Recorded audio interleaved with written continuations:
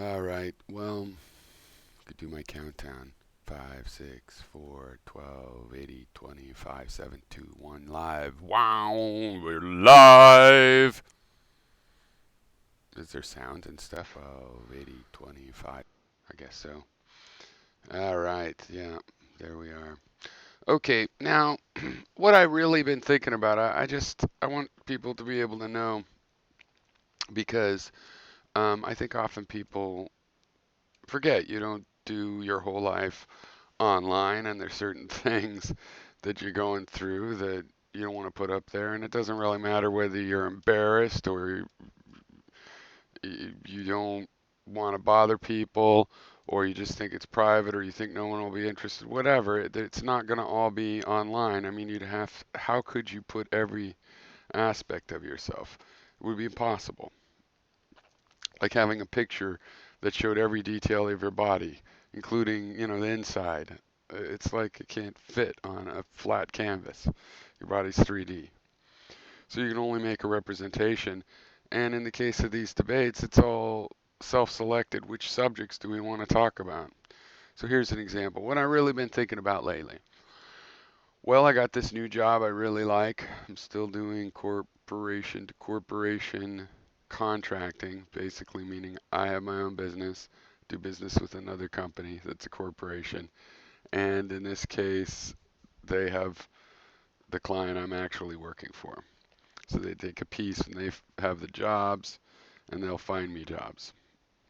And I'm happy with it. It's very state of the art. So I've been thinking a lot about the technologies I'm using, which is thing that's from the idea of graph databases, which I'd like to look into for a while now, but called GraphQL. GraphQL is a graphical query system. So it handles the schema and sort of the middleware, the conceptual layer for graph-based querying.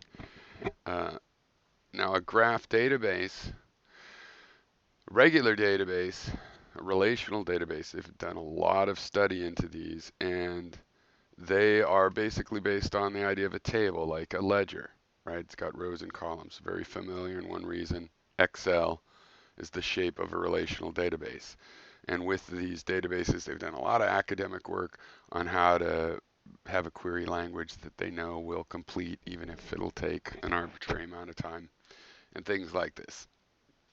But the schema, what the columns are, uh, it's kind of rigid. And we want documents that are nested. We don't want tables. We want the equivalent of in any cell could be another table, a sort of nested thing, which relational databases aren't really set up to do. And they simulate it with these foreign key approaches. Okay, so now we have no SQL databases, which I've been into for 5 years or so, longer really, but consciously about 5 years with MongoDB, longer with some other databases.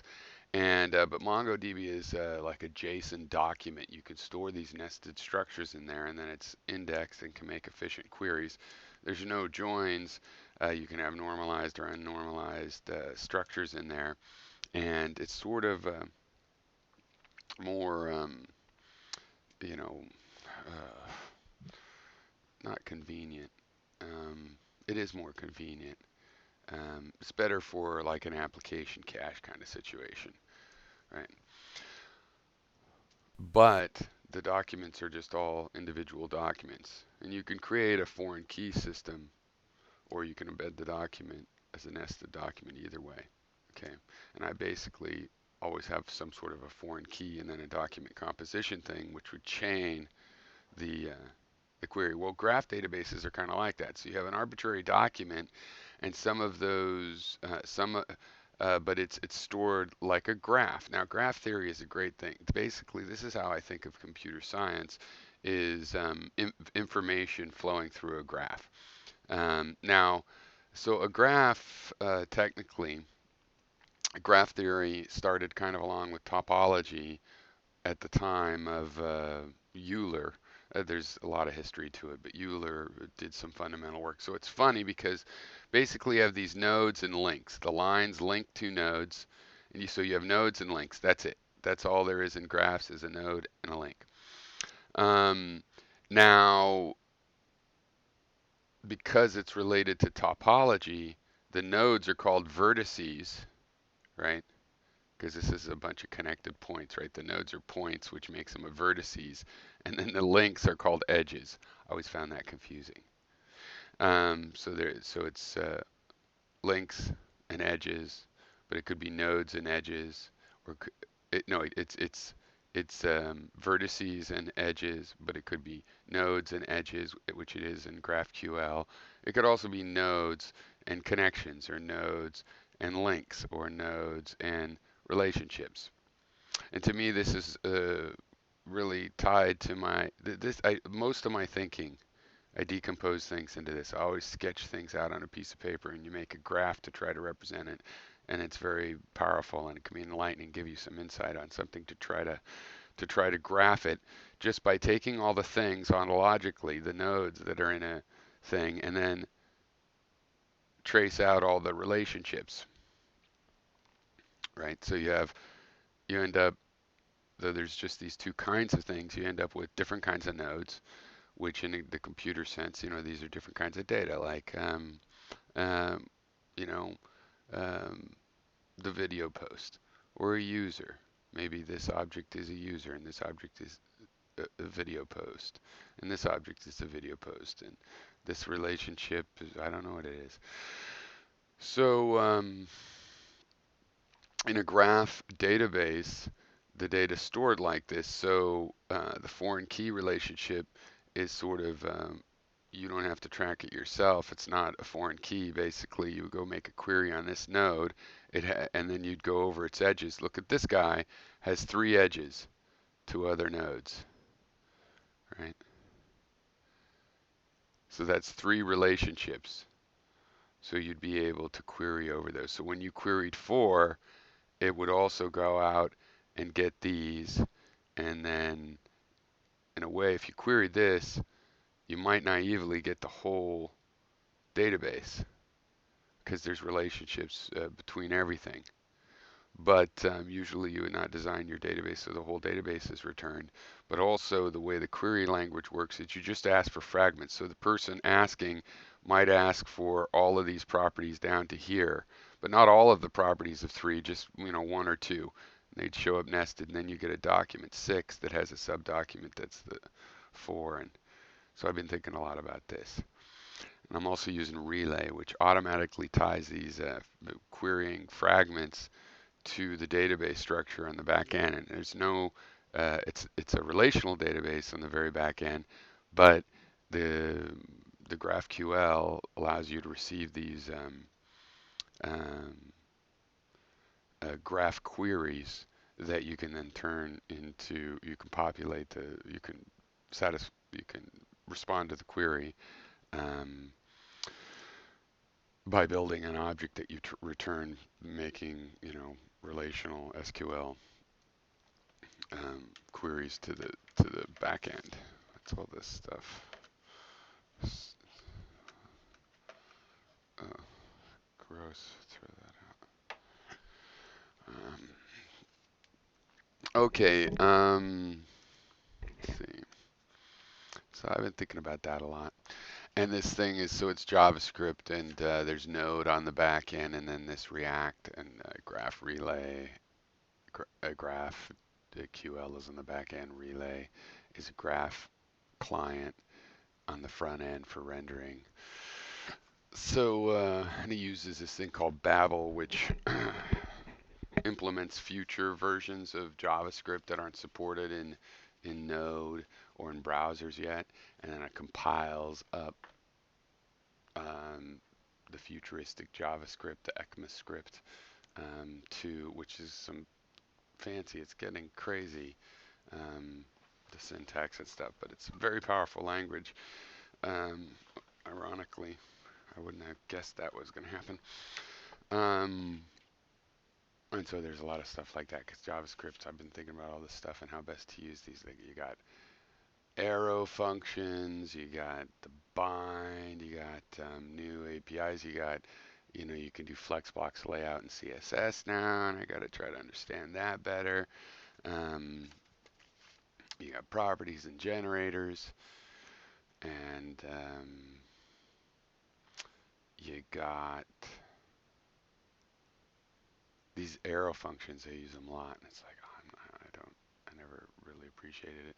But it solves the this problem, but still the syntax of it is like, just var self equals this it will do for me. Um, but a lot of it's very interesting and is a good way to do stuff. Promises. Um, Bluebird has a bunch of promise libraries. Those are really interesting. The fact that you can make modules, um, you can use export even in the browser side stuff, I believe, right? You can use export and import. So, yeah, that takes up a lot of my thinking. Because I think about that stuff when I'm not working, and I even will work and do a side project, though haven't quite needed to do that, but getting close to I'm going to do a side project just so when I'm thinking about it, I can have a playground that I'm not working on it. Greatex has a comment in here, but I'm not sure if that means he's in here now or if that was like from before. So my live stream page. So yeah, now the other thing I've been thinking about, is I do a lot of thinking like every morning, and I got just a regular bathtub, except for it's a whirlpool tub in this house we got. And God, I love that thing. It also has sliding glass doors. So I'll sit in there and spray the water against the um, glass with the lights off and shine a little LED flashlight on the glass so that it's all running water shadow. That's all I've ever wanted, really. I love water, the way water moves, the motion of the ocean and the rivers, um, just the flow and the way water jets work. And there's so many different kinds of drops of water. There's of mist and sizes, and they all feel very different and kind of you can taste them if you a waterfall. Like one of the best mists is when you have a waterfall, a powerful waterfall, say 50 feet or more. Really, any waterfall does it, but it's the bigger the waterfall, the better. The water comes crashing down, and there'll be this mist that comes shooting out at a fairly high speed. Not the slow speed mist, that's different. And it's just a super fine mist, and it's like ozony and stuff. It's just awesome. I don't know if it's really ozony, but it has kind of that. And I think a lot about water. I would like to make water things like kinetic sculptures out of water. Um, like in Hawaii, I would have liked to have made, but I never got around to it. I kind of been saving this as a retirement thing, but I actually want to start doing it now. But I think I might now that I have a house, because I don't, as a renter, I didn't want to create a furniture or build something and just have junk that I have to carry to the next place. But now I have a place that, I'm not going to leave. Um, Willingly or any other way. I'm not going to leave it. Um, I could make stuff like that, but like that would sit in the rain, catch water, and spin, or kinetic sculptures in the rain. Or I'd like to buy some water pumps and be able to make kinds of sprinklers and spray and light machines that do where shine light through glass and whatnot. Maybe lensed glass with water on it that then so you could project and maybe you could focus. Um, I like the way water moves. Water is important metaphorically to me.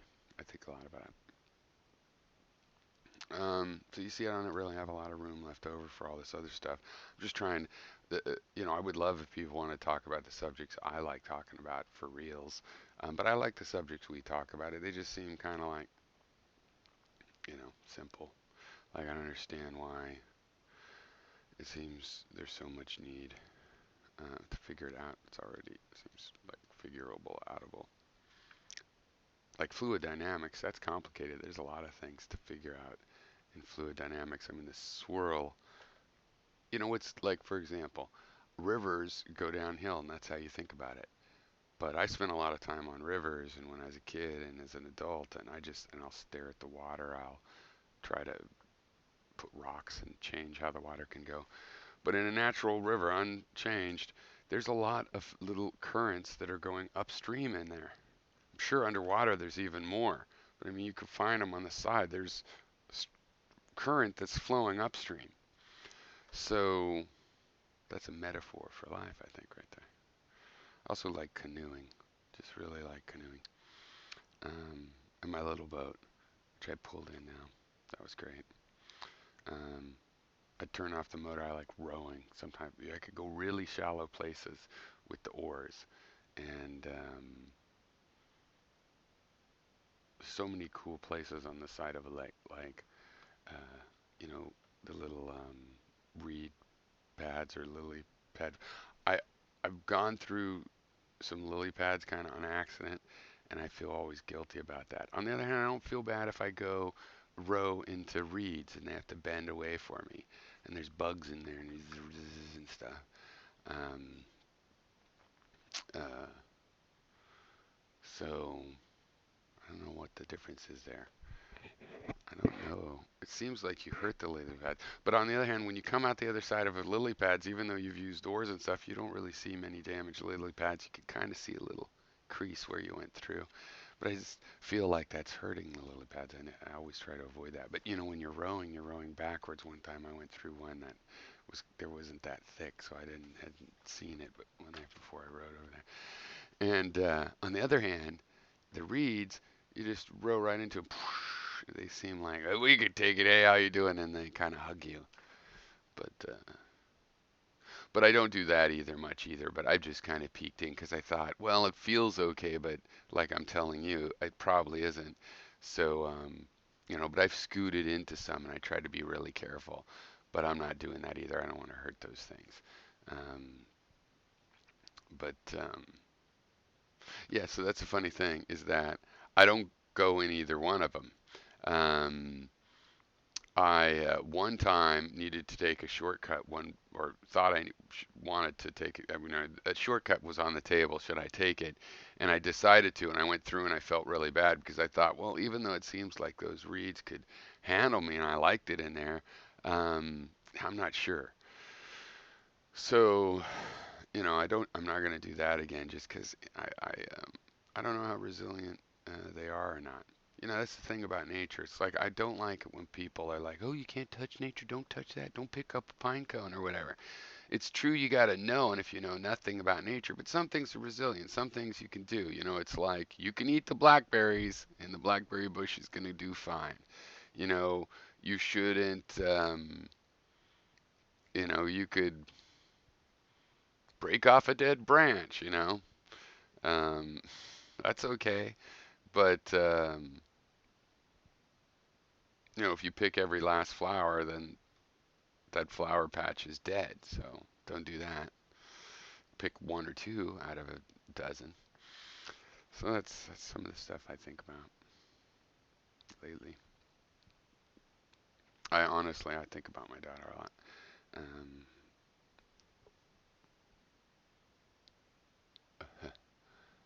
well, my daughters both really. It's kind of all wrapped up in that. My older daughter's off doing her thing in California. I hope she's doing well. So I mean, it's hard to tell. As far as I know, she's doing well. She's working, and you know. So just in the list of things I really think about. Yeah, there's other things, but like those are my pondering things. What else is practicality is actually doing of the work. Okay, another thing I've been thinking about a lot lately is this kind of. I have a very vivid imagination, and I've worked on it over my life because I always like to write stories and things like that. So you know, you try to, hey, visualize what, okay, there they are in that scene. What are they doing? It's not something you could construct it a little bit, but it's almost like when you have a little feeling like you might sneeze and you just as soon get it over with, and so, but it's not coming, so you try to sneeze and you just let it come in there and then you sneeze. I think that's pretty much a metaphor for all ideas, but creative ideas um, uh,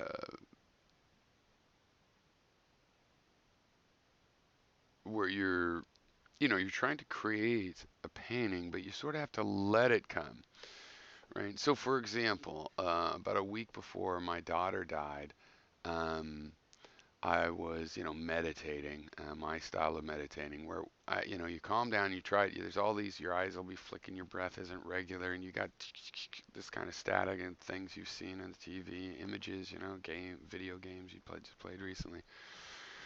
And you wait there, you try to get it all dark and black, but I don't try to keep it there. Once it's dark and black, it's like, okay, the lights have gone down. And then as little things come across, not staticky, but just one at a time, where there's nothing. And so it's just one at a time when it comes. Then you try to dive into those and see what they are. And it's a lot like a lucid dream. So it starts off just, what is this? Oh, this is what it is. And you go, oh, it'd be funny if it was that. It's like a lucid dream where you interact with the dream, but you're not just painting it out of nothing per se, like out of your own, there's a creativity. No, there's a seed, and you go in and give the seed energy, and it breaks, and then it can sprout, and you can have certain influence on it. Okay, so like a week before my daughter died, I was doing this, and I had the picture that I was on land, and it was like super fast mode. So I like, let's say a whole year is going by in a second. So it's not dark and light; it's the gray of a blur between those things, or it's happening so fast day and night that it's just kind of in between. you know, and the animals and stuff that are there, they're moving so fast I wouldn't even notice them because I'm like a stone creature from their point of view. But from my point of view, the land and the geology, maybe it's 100 years a second because the geology is moving, the land's moving, and so things and boulders are falling over, but the trees are they're not being crushed because it's really happening at this scale. But this mountain is growing, and I'm on the mountain, and it's like things keep moving, and I have to hop around. It's hard to do. And and this mountain is growing up, and that's what's going on. I realize I'm on a mountain that's becoming a mountain. I'm thinking this is how mountains grow, like in some mythology idea or whatever. I'm not really sure. Okay, and as it keeps going on, and I'm being interactive with it and almost like, yeah, this is cool, and because I always thought like my dad had this idea as a kid that I always thought about a lot, where if time is going really slow, if there's an avalanche, you could skip across it. And he used the idea of a lizard, but a lizard lives in our time scale. But that's dad for you. But anyway, um, if time is really sped up or slowed down for you, you could be, there could be boulders falling down quickly for us, but in another time frame, it's going really slow, so that everything seems like it's fit in place. So this kind of idea, right? And the mountain's growing. And then towards the end, it starts to take over, and I'm kind of having this feeling of like, what the fuck's going on? And I lose the interactivity. It's still a lucid dream, but I'm just sitting there watching. And what happens is it turns out it's turning into a volcano. And it turned into a volcano, and then the uh, what it was is an egg, a dragon's egg, was about ready to be hatched, and it takes 1 million years.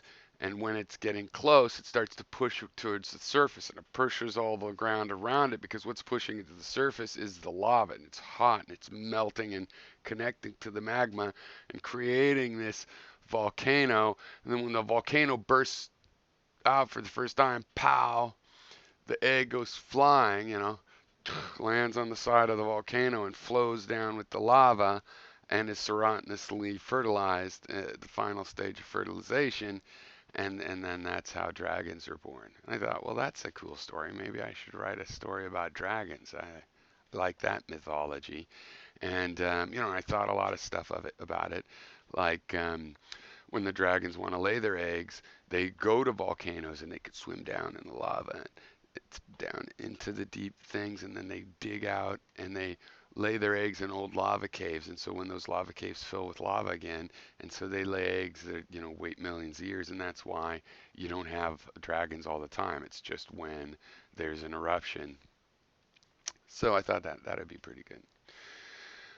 But then it kept happening, and like 3 days before she passed away, when I was in my waking up hours, I had like a voice in my head. I often, when I'm half awake, again, I have these kind of lucid dreams, and I know that I'm dreaming. They're just ideas and stories. My imagination's really strong, really good, and I'm not making, I'm still kind of asleep, but I know, and I often do a lot, not dreams, but thinking about things, and it could be good or bad, and since my daughter died, it's pretty much those. It's I don't know. There's like it's more difficult or a battlefield or something, but it still feels good. I really like that kind of thinking. But these was an example one that was really positive. And I heard this Japanese voice telling me that the dragon got hatched. The dragon's here. It's come to the world now through the portal, and it's gonna be in your body, and you're gonna wear it like a suit. But everybody gets their own dragon body, and you don't have to smoke today, by the way, because when you think you want a cigarette, just imagine a part of the body.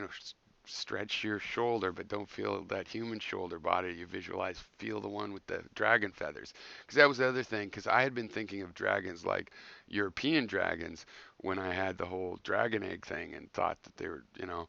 And then this was like, and by the way, it's not really that European dragon. It's an Asian dragon, the kind with feathers and the snake through the air. No wings, no fire. No wings necessary. They just fly. And and so I stopped smoking that day, and I didn't smoke for 3 days before my daughter died, and um, and I didn't drink either, which I was drinking a lot more then. But it's not a big deal. I often go a week without drinking, even when I was drinking the most. But it was related to this because and it was really funny because I had wanted to stop smoking since I started smoking pretty well about 6 months after I started, and it was because that was my original idea. I'll be able to try and just stop it. It'll be hard, but do it. Um, and yet it had been easy. But I would be at work and wanting not to smoke cigarettes and then thinking about programming and have a nick fit, and before I know it, I'm driving over there to the fast station, 15-minute trip to go get some cigarettes. So um, it was odd how easy it was, right? And then afterwards, I had to think about, well, Jesus, the dragons in the Japanese thing, and there turned out to be a bunch of dragons. And this definitely, it just went fucking ape shit crazy after my daughter died. Um, there was dragons flying everywhere. I saw all this stuff, and I know, well, that's my imagination. This is my emotional. I have a good imagination, so, but I got to pay attention to it because it's telling me what I'm thinking, and I'm like, what the hell, dragons? And I thought it would even be these other dragons. It doesn't feel like I'm deciding what kind of dragon or what the colors of the dragons are, or any of this stuff. The dragons are talking to me, and my passed away daughter's talking to me, and she still does. I still hear like, oh, what it is, that it? And I'm like, yeah, right. Thank you, subconscious. On the other hand, I do listen to it. I listen to it enough that, like, if it was true, if there's physical uh, afterlife and ghosts, and there's a slight bit of communication and time or whatever it is, um, I've got that covered. I've got that in the Pascal's wager. I got that covered because, uh, I mean, I pay attention to it. But I don't think that it's true like that most of the time. Then sometimes is what I've been thinking about lately. It's like, well, you know, should I live like that? And even if I know it's just a metaphorical truth based on my own interpretations and the information processing in my subconscious, that's still my thinking coming up to me. So I take it seriously. Don't get superstitious or think it's some objective truth or God having a chit chat with you. But, you know, or here's another way of looking at what I'm trying to say. What I've been thinking about. A few years ago, I watched that Paranormal Activity. Not that great. I thought it was a good movie. Not that scary or anything, but I happened to watch it, and my wife was, or my girlfriend at the time was watching. Now my wife was watching it with me, and she fell asleep. And you got to watch Where's Waldo to watch the ghost. You got to watch really close. And it started to spook me. And when it was over, I was scared. I turned on all the lights, make sure none of the dogs were possessed and cats were possessed or anything. And I realized, when I was a kid, the way I got over a fear of ghosts, right, um, was that ghosts can't, because my grandmothers, who I loved and talked with all the philosophy and probably where I got this hobby of conversation, they were into reincarnation and ghosts and stuff like that. So I was always a skeptic. I never knew, but you go down the stairs into the basement at the grandparents' house, it feels like there's a ghost over there. So you kids kind of start off with it. The way I got over it was that, well, ghosts can't really do anything other than scare you. Like a ghost could go, whoa, and look all scary and like it's going to kill you, but they can't really stab you with that knife. The knife isn't a real knife. It's just it can give you the vision of it.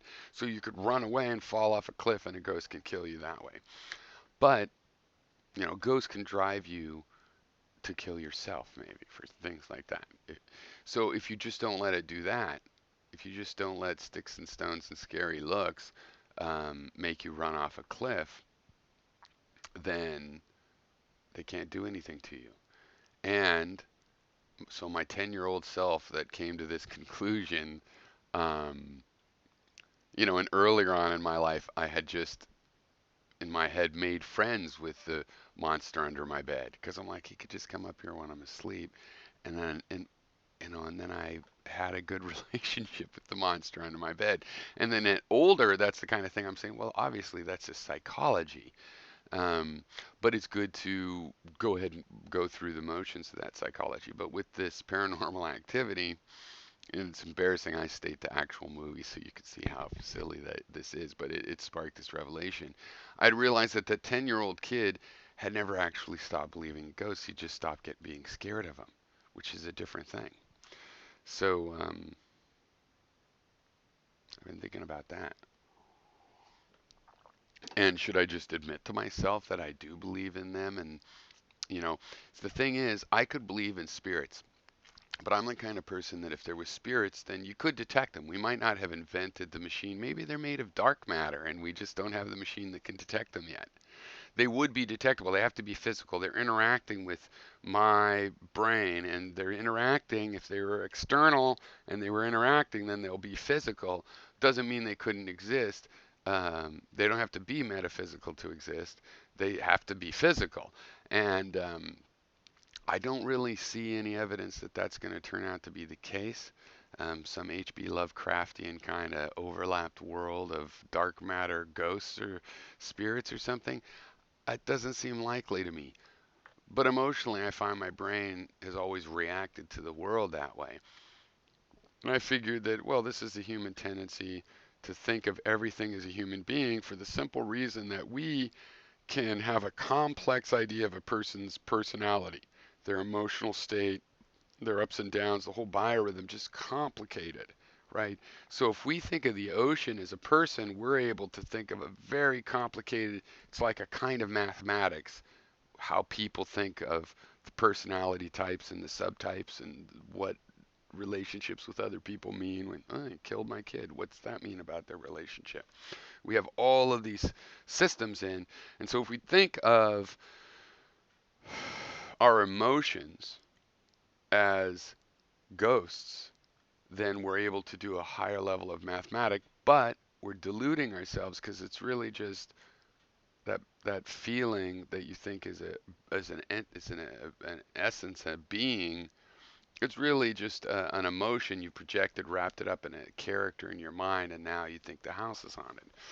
So I've always taken it where I love to listen to that kind of sensibility, but there's just some ground rules like, well, don't get paranoid, don't move. There's a level of uh, and as a result, I've never come close to any of that thing because this is all around 10 and 12 and 13. It's like, draw a line. Don't, it's like the don't run, let it make you run off the cliff thing. It's like, the end result is it's like basically assume that's all psychology and your own feelings, and you have to take those seriously. But you shouldn't take them too seriously because it's an objective world where you know, you just have your own relativistic worldview with all your emotions and your biological creature. So just remember, you're not, you're probably not part of some massive conspiracy of spirits or anything, right?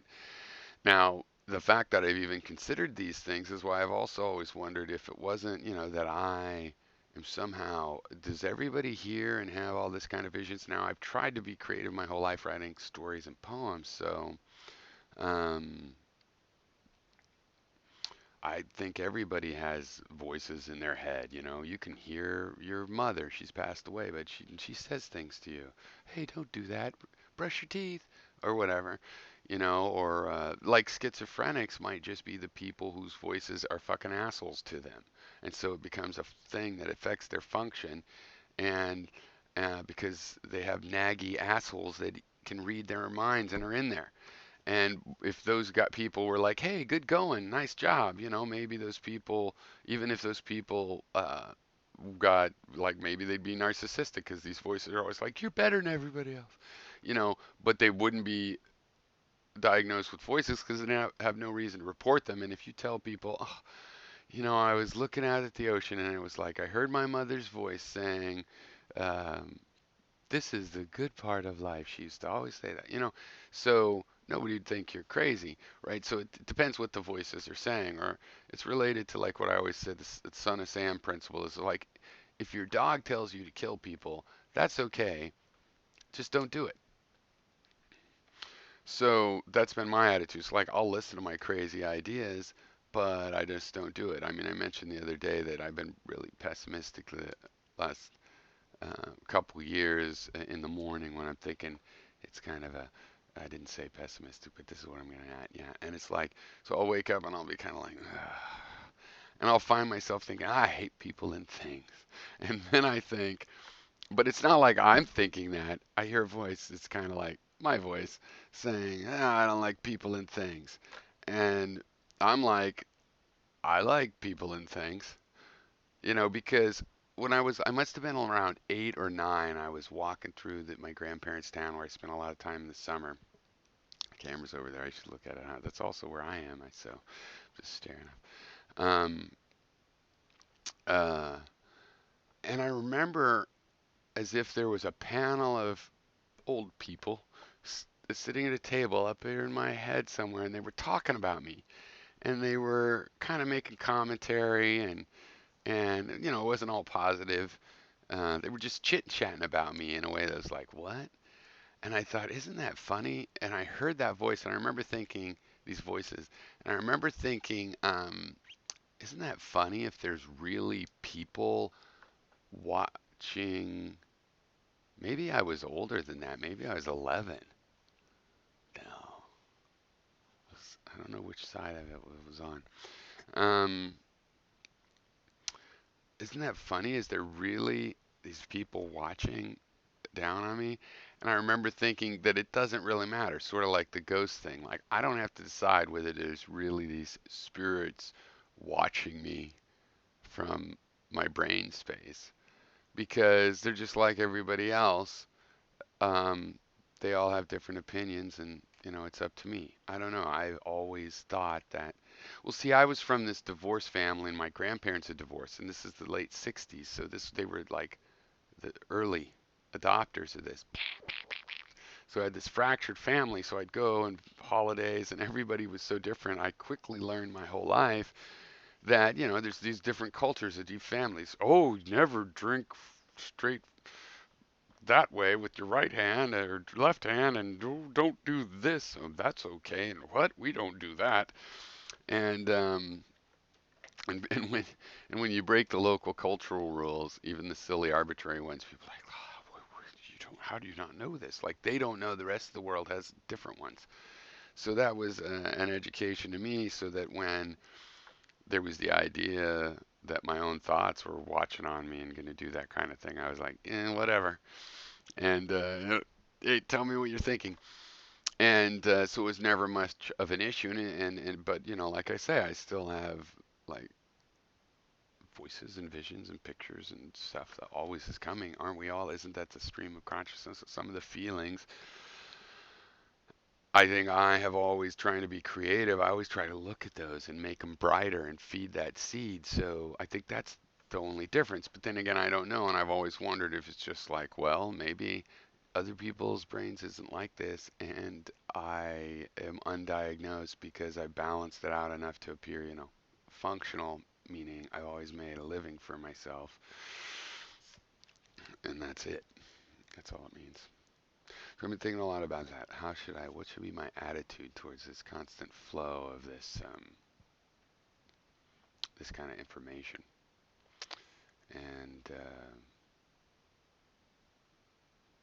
because it made me scared too, the idea that, well, in that Japanese thing, the dragons coming could be a sign of the not the underworld, but, the world beyond life, opening up a portal and the dragons can go in both worlds. And it's like, so if I take that serious, then maybe I'm not supposed to think that stuff anymore. I don't want to open that portals. And then I know, well, that's ridiculous. That's not how that works. And then the timing of it. So there's a couple things in my video history that show that. I made 2 songs that were supposed to be 3. My daughter died before I made the third. I never made the third. About the dragon thing. It's the one, um, let it be known there's a meadow in a stream and they both seem mellow, but they're not. I mentioned the cost as a lost potential. My expectations rising. What I don't find surprising, you could put in a note in a box and not even use no writing. Enlightenment's enlightening. Establishment's now fighting. Uh, Trouble is made from part that's played, and a grip that's tightening or broken. There is no in between. Of course there is, but you don't know what I don't say when I don't see. Focus on the balance beam. Yeah.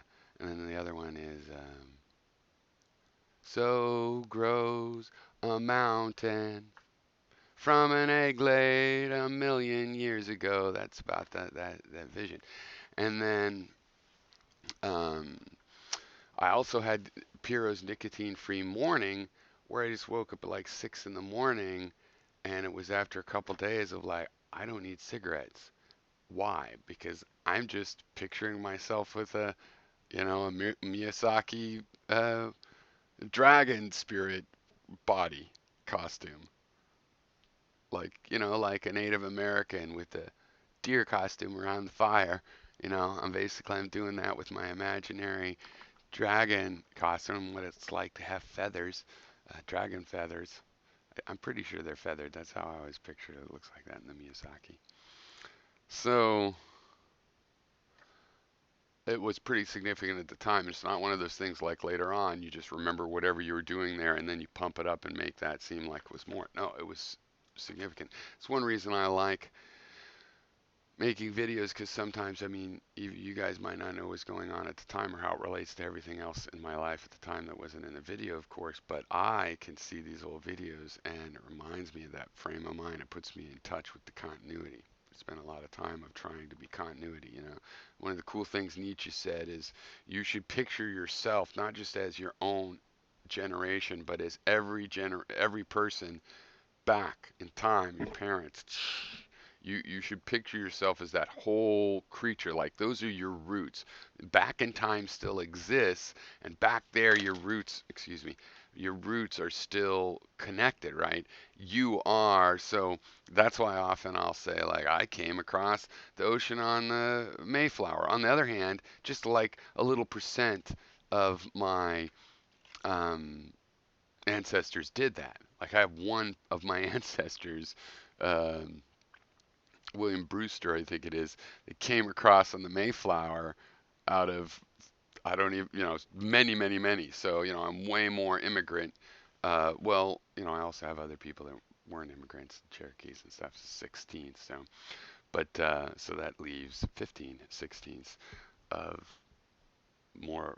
Mostly is going to be immigrant. But still, you could say I did this, I did that. And why do that? Well, just psychologically to improve your connectivity. Now, is it true that you're connected? Yeah, I mean you're connected through time and the little sperm, the little threads of life. I mean, people talk about life beginning at conception, but that's stupid because the sperm and the egg are both alive, and if they're dead, there is no conception. So life is like a fire that's kept lit, doesn't allowed to go out, doesn't start up again every generation. So, um, so there's a continuity back there. It's just that, oh yeah, well, when you travel through the egg and the sperm, you lose all your memories because your brain got wiped out and you're just a little encoding again. But that doesn't mean it isn't you just because those other memories, those are also other people. You can't take credit for what those other people do and all that stuff, but you can definitely feel that connection. And then I've been thinking about Mark Blythe. I have seen this guy before, and I've seen him on Democracy Now!, and I did not recognize the name when Gail mentioned him to me last night. But I do remember him now, especially that I've watched a few more things, and I've always thought he's kind of smart, but he didn't click with me who he is, and he's now. Um, I'm going to promote the fuck out of this guy, not that he needs it, and get on this Mark Blythe bandwagon because he really knows what he's talking about, and I highly recommend him. And then I was gonna watch Gary, but I mean, Jesus, this has been like already long enough, don't you think? This is like 47 minutes of of my thing, and then I don't have to watch it because I don't really want. The thing is, Gary's kind of mean, and I know the last couple of videos I was being mean back because um, hurt my feelings. I treat him pretty decent, and um, and there's a sense of which he treats me decent, like when we're talking face to face and stuff. And and I don't mind when it's like that's fucking idiotic and stuff like that. I can get to that point. I don't like the character assassinations based on attributing things to me that I don't believe, right? There's a distinction. You can accuse somebody else of like it's just as if you like people suffering in Bangladesh, like I did. That might push the line, but see, I explain, I know you don't want to be a person. You would like to be against that, but you believe X and you believe Y, and X plus Y equals that result. So you're going to have to change one of your other opinions. You know, I've shown how the connection works, right? It's a different thing if you just say, uh, I think humans are special. And you don't explain that that's because he's a meat eater. Because then people go, oh, that kind of thing. Yeah, that's a problem.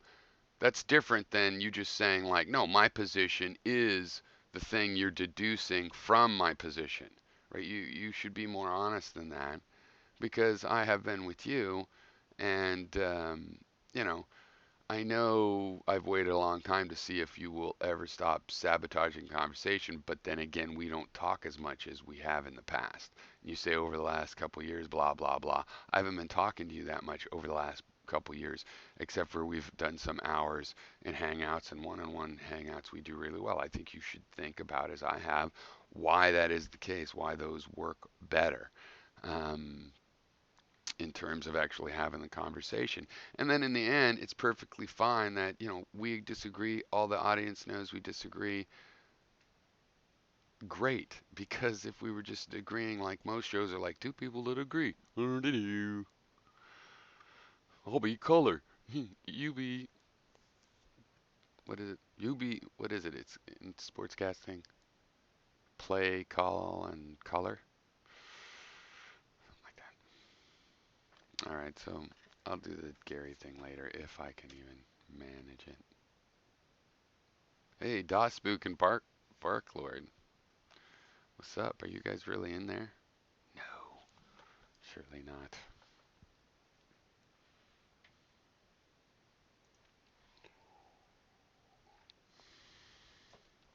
It's like a 45-second delay, so I gotta wait forever to see it over. Oh, I guess I could type it over there.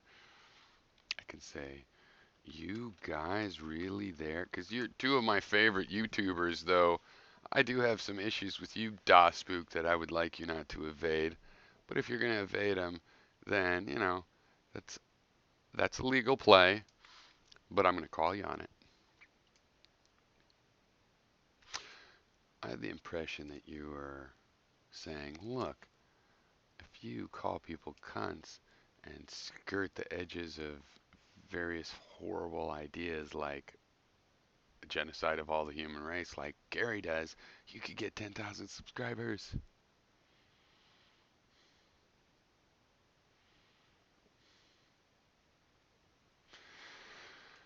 Anyway.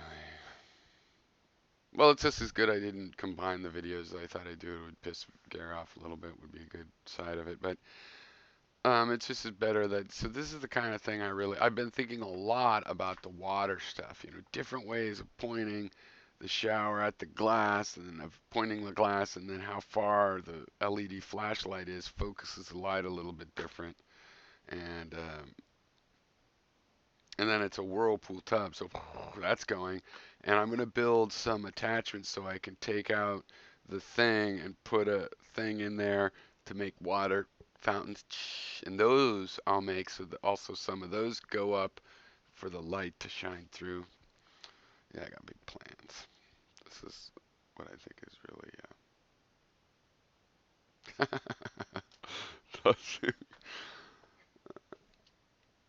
yeah.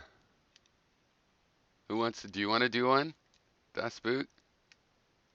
Want to open one up? I'm game. My wife's in Canada, but my stepson's here, so I'm not totally lonely. He's gone to bed though.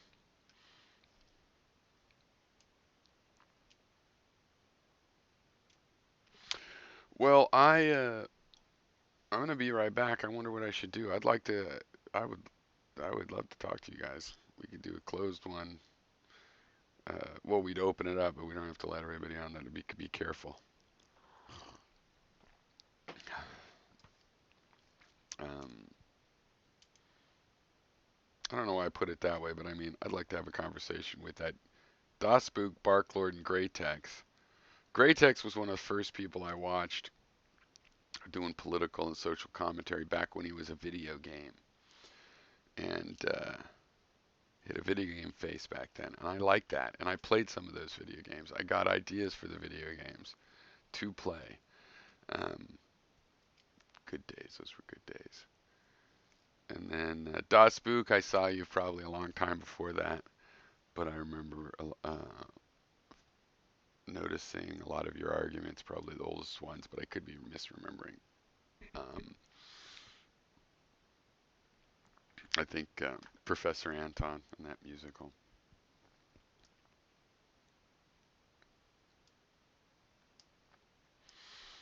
Well, I'm going to go upstairs. The video's over, but because we have this chat, I'm going to leave it streaming, and I'm going to smoke a cigarette because I haven't quit cigarettes yet, sadly. And then you could tell me in here, paste the thing if you open one, or if you want me to open one, I will. And I would like them to come in too, Dospook. But um, if even one of you would come in, I got stuff to talk to you about. All right, cheers. Oh, baby, yeah.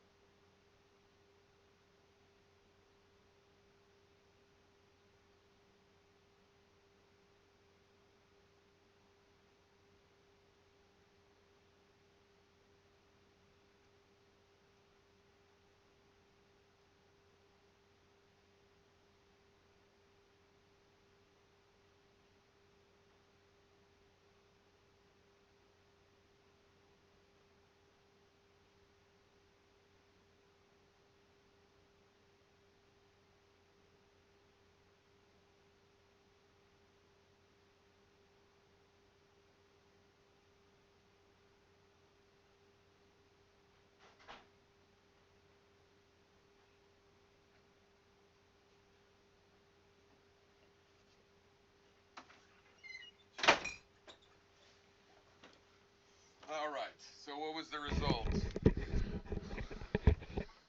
Oh, cool. Okay. Well, send an invite, but don't know Plus either, so put it in the fucking chat. For fuck's sake. I could watch Gary in the meanwhile, I guess.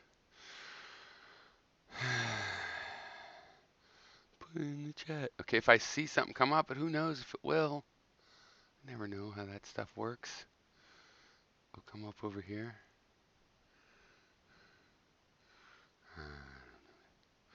I don't know about that. Better put the link or I won't be able to do it. Don't need that. Shouldn't be open. Don't need that. GoPro. Do not need that. Apple updates. No. So, watch this. Okay, let's just do this for a little while. In the meanwhile here. Let's get the speed up. I think Chipmunk Gary's easier to take. Fuck dog! Cut! Because you're stupid! And I'm smart. It's much better than the normal. Okay, let's go to Gary full screen. Wait.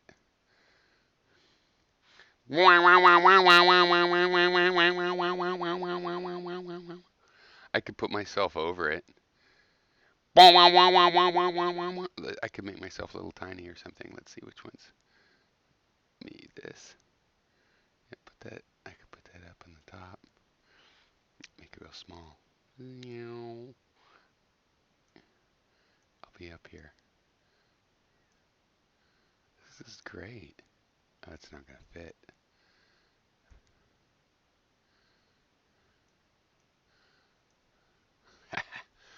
Okay.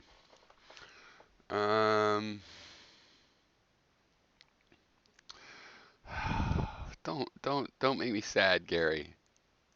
Stuff, Pyrrho and Fake Sagan in this episode of How the YouTube Turns. Should turn that light off, right? Yes, videos look a little better. I notice things sometimes after years of doing this. Do you? You acquire some knowledge of the function. No, you don't. Only takes about 10 years. Anyway, I do plan on doing some things soon, maybe. Yeah, but it just ain't gonna happen yet. I'm gonna go back to making some physics videos. I do the physics stuff on the other side, so if I don't turn it on, I don't do physics. Anyway, I've just been busy with this. It sucks up all the extra time. So anyway, Pyrrho. All right, so he's made a couple of response videos, really difficult, live roomy thing, talk, blah, blah, blah, blah. And I watched just a little bit of it, and I just saw one line where he says this stupid shit, like I said like 5 or 6 years ago, and it was in the conversations with people who did actually make some contribution to my ability to see the world, like the modern mystic. Those conversations with Nick were productive in terms of coalescing ideas into understanding, where I have had no conversation with Pyrrho that has ever done any of that. He has only been arrogant. Anyway, and so he said basically that he got this throwaway line now that such bullshit. Says stupid, like, yeah, I probably taught you that. The idea that learning such bullshit. Yeah, my video was just showing I could push your buttons too, and I'm a nicer guy over those 10 years to have not done that much. But every once in a while, but basically I've never had an influence on your conversation. Well, then you're a big waster of time then. You've had an influence on mine. I've learned a lot about how crazy people think. Is evidence of sensation being present. Now, clearly this didn't come from Pyrrho, and clearly it was a thought that I had developed over time in how you can recognize the dividing line that would indicate how you can, what evidence there would be, what footprints would be left behind by something you could surmise to be sentient. And I concluded that this was one of those pieces of evidence, that a capacity to learn would be important, because I realized that learning, no matter how I try to manufacture it, it needs a reward and punishment system if it's not just a mechanical program. So if it's going to do true learning, like an AI, and then part of the understanding came from thinking about artificial intelligence and how it could possibly mimic the function of a human, because so much of what we acquire as knowledge is dependent on the fact that we do have knowledge of, very personal knowledge of good and evil, in the sense that we experience it as sensations. We know what value is because we make it inside of our consciousness. Anyway.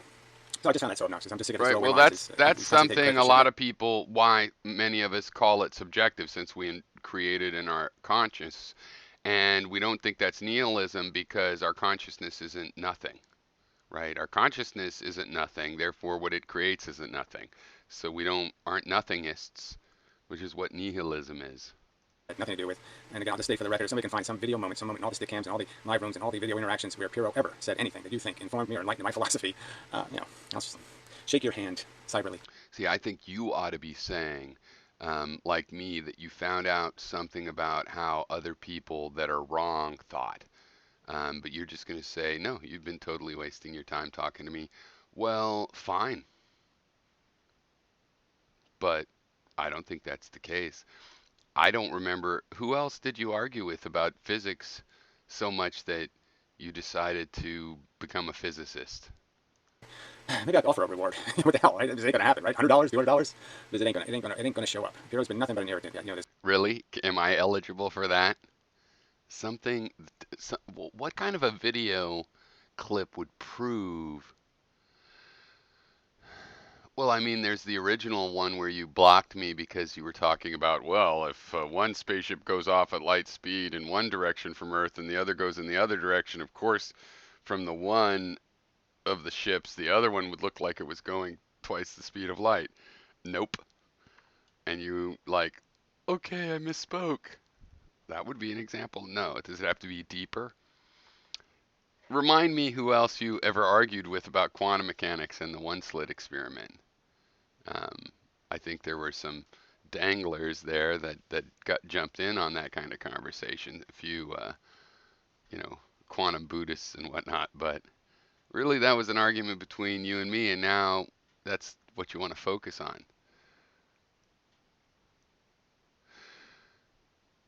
Also, even just as a backboard, I talked to you about your antinatalism from before we all found out about the word antinatalism.